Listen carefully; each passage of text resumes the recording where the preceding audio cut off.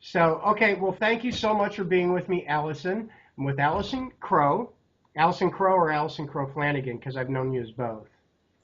I am both still. My professional name is Allison Crow, and on Facebook I have Flanagan just to honor and love on my husband a little Okay, bit. good, because husbands love some love and everyone's Yes, exactly. But professionally, I'm Allison Crow. fantastic. So, we're doing this as part of my Amazing Women in Business program.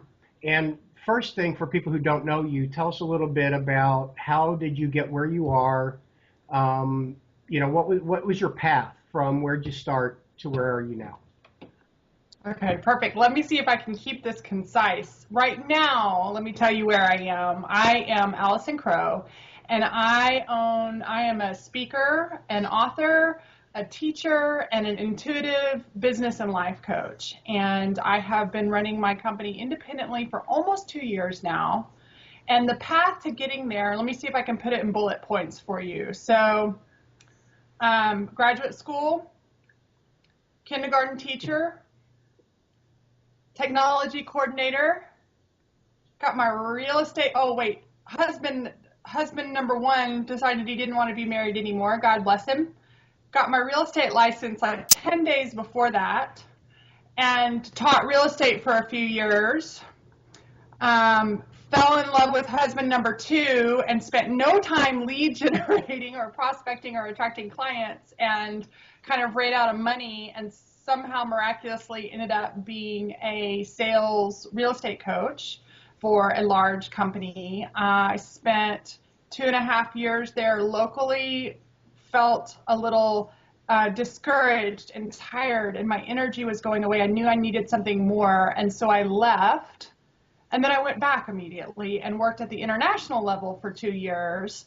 And then again, I just felt that I wanted to do something more, that I needed something more. And against well, it doesn't matter what it was against, it was for me. I left and put my stake in the ground and launched a visual thinking company and my coaching company.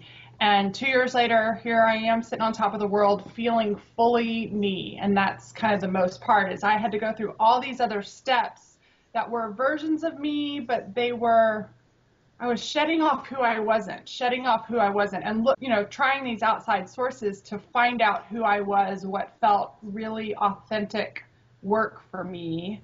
And I believe I found it now. That's fantastic. You said a couple of things that made me think. One was you were out of money and your real estate business was not probably what most people would call hugely successful, but you were a teacher and helped other people. And I think that's been a limiting belief that a lot of people share is you have to sell 50 million before you can teach somebody how to sell 20 or 10 or 5. Right. And so it sounds like maybe you think that might not be true. No, I don't think so. My first couple years of real estate were pretty badass. And I think the highest I ever did as just an individual agent with a part-time assistant was 3.6 Okay. million. And I am proud to say that I was the best productivity coach in the entire nation.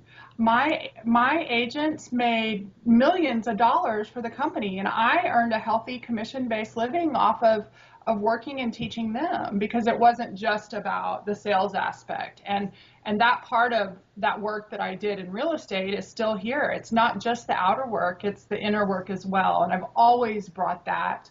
Now I feel like I'm much more out of the closet, so to speak. I'm not confined by a corporation's rules, and I'm not confined by my own rules for myself. I have let myself out of the box, and really do believe that the power behind anybody's business, and certainly mine, is more the inner work than the outer work. When I do the inner work, or when I coach my clients to do the inner work, the outer work still takes effort, but I call it inspired action instead of this obligatory action. And obligatory action feels heavy and hard and struggle and strife, but inspired action is easy. It's like magic.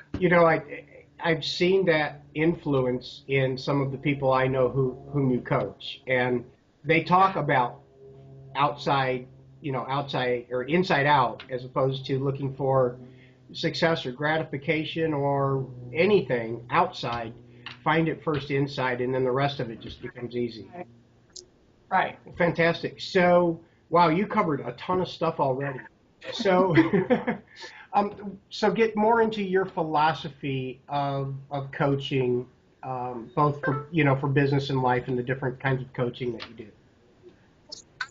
I now coach just like I teach people in whatever business they are. So, yes, I coach a few people in real estate, but I don't coach them on real estate, right? My real estate clients or I work with a lot of coaches. I work with a couple of teenagers. I work with people that are starting brand new businesses. They're all experts in their fields. And what I'm an expert at is not so much telling them how to do their business that they already know, but I'm an expert at pulling out their inner wise business self and life self, right? So I have some fun names. I call it your divine business manager. So I have a blog post. I say that's the best hire that you can make. It doesn't cost you a penny to make it, and you can hire your divine business manager today. And that business manager is wise about accounting, about how to do the business, and also tells you what action to take and what action to avoid. And so um, I realized what was missing when I was working in the corporate world is I had learned so many great tools, and I never want to dismiss the processes or the tools that we are taught. And yet, a lot of times, those are presented to us as the rules. Right. With that we have to do it this way, and if we don't, we're going to be miserable failures and you're not good enough. And there's a lot of shame around saying if you don't do this, and this way. So like in real estate, if you don't prospect 3 hours a day, you'll never make it in this business. Or if you're I work with a lot of people building online businesses. And if you don't do this and mail out to your list, and if you don't have your list this number, then you're going to fail. And all that doom and gloom really causes people to shut down. And so I think those tools can be great, and they're great checklist. And I like to say, so let's take all those tools and put them in a toolbox instead of feeling obligated to follow those rules. We can use our intuition to find out, to kind of sense which of the tools of all the coaching tools, right? So I do this now. I've been trained in a lot of different modalities, and I listen to my inner voice, my intuition on a coaching call, and kind of quickly process which of all the tools that I've learned is the best to pull out of my toolkit, right now, and say, here, this is the tool that will help you. Or do you think this tool will help you? So a lot of freedom in allowing people in any business, learn, go find out from the masters, but don't take what they say as the bloody freaking law, right? Feel what I call zing. What zings with you? So in attracting business and clients, what's your favorite way? And I used to teach this in real estate. If somebody was miserable making phone calls, they're not going to project an idea they're not going to project an energy on the other side of the phone that's good. Well, if they love to be honest, I sold a lot of real estate from my boat and the lake and the bars. And my real estate salesperson days were my party days. I'm not ashamed to say it. We've all had them. Most of us have had them. And I never made calls, and I sold a lot of real estate. But I did a lot of socializing and a lot of letting people know what I did. And that worked for me. But that might not work for somebody who's much better on the phone. Right. So to put that in a concise way is to really say, figure out what zings with you, what inspires you, what gives you energy, and pursue following your business and taking those outer work steps with the things you love doing. So it sounds like that when your goals and your passions and your mission are all in line, you get a lot better results. Exactly. I call it, so we have a Venn diagram, and that's the two circles, right, that overlap. And so one is your zone of genius. I'm good at a lot of different things, Phil. I'm really, really great at Excel. Who knew, right, that I'm great at Excel? And you even commented earlier that I have a very artistic brain and a logic brain. I am very ambidextrous, and I'm super good at it. I'm also super good at sewing, but neither of those are my zone of pleasure. Okay. right? And so when we take our zone of genius and our zone of pleasure and we can cross those, and in this little middle area, I don't really have, that little area that where it crosses over, that's where the magic in success comes. That's when it feels easy, it feels good. Clients and business just come to you. It makes work fun. It doesn't feel like work. And so, and I have a name for that little spot in the Venn diagram, and I can't remember what it is right now, but it's where zone of genius and zone of pleasure overlap. You might call it the sweet spot. Yeah, it is kind of the sweet spot, right? That's for me, that is where I found my what I call my soul work, right? I did work in real estate was great training for my soul work. It helped me learn how to build a business, and my license is lapsing this year, and I'm absolutely fine with that. I've had it for exactly 10 years. And yet, my soul work is really this energy stuff, this alignment stuff, the spiritual side, and then we'll do the business side on top of that, but helping people figure out from the inside out that sweet spot. And you brought up the word spiritual, and we didn't talk about that before the interview, but I think that's a really important thing. One of the things that I have found pretty common among successful people is that they have a strong spiritual element to their lives. And that's not necessarily a religious element, but it's a spiritual element. So talk a little bit about how spirituality keeps you and is in your life. Right. And these words are so loaded for so many people. You're right. In my viewpoint, it is not about religion. And spirituality is I guess, a common word that begins to help people understand what we're talking about. I believe that we all have a divine intuition. I believe that we are all connected to source energy, to God, to the universe. And I believe that it's the God in us, not the God outside of us. So I use a little phrase in my business, just to make it easy. I either use the phrase sacred self or inner whisper. And those voices are very different from the voices of fear and shame and criticism. And whether you're spiritual or not, whether you're religious or not or whatever, we all are aware of the self-talk that goes on in our brain. And I have this concept that I teach about turning down some of those other voices and turning up the volume on the voice of our inner whisper, because, and mine is a she because I'm a woman, but my inner whisper is wise and loving and soothing, and she is the God in me. She is the God that I am. And oh my gosh, she's a business magician, right? And she's a wife magician, like relationships and energy and just more of a holistic approach to life. And so by spending time getting quiet, by not doing my to-do list, by managing my energy instead of my time or my to-do list is huge. By taking time to consult that divine part of me, by interacting and being friends with other people who share similar beliefs, I've created a community of support around that. And then, of course, right, when we teach something, we learn it even more. So every single day I'm teaching people to listen to that voice more and more.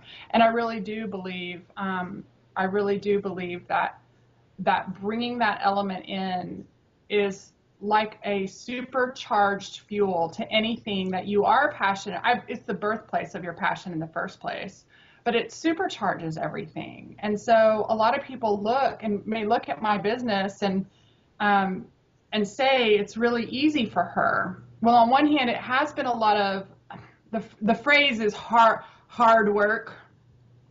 It didn't feel hard. I did work a lot. I did do a lot.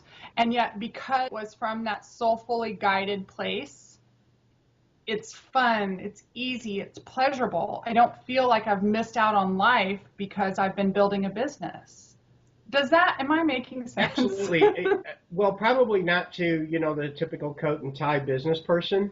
That attitude, that corporate attitude is, well, if it was fun, we wouldn't call it work and we wouldn't pay you for it.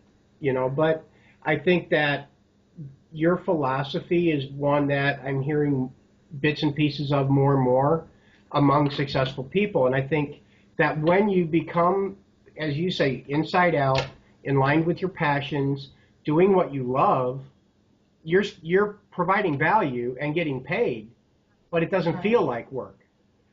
Right. In the strictest definition, it's work, but it doesn't feel like work. So Right. And I do believe we were brought here on this earth to, there's some ultimate things that we were here to do to expand and to learn how to love, but we were meant to find meaning as human beings on this earth.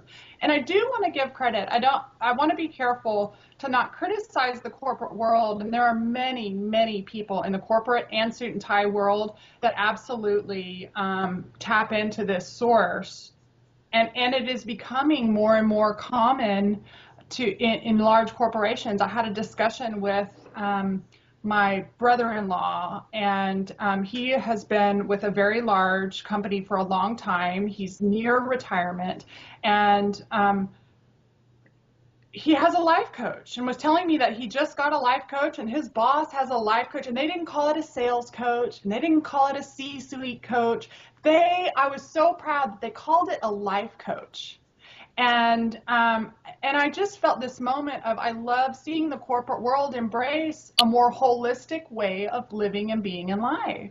And that's really all this is about. It's about mind, body, spirit, and business, right? And relation. It's well, holistic. when people are happy in their work, they do more of it and they get more Yeah. reward from it. They add more value to their clients and customers. So I think it's a beautiful thing. We're getting kind of long, so I did want to get one thing.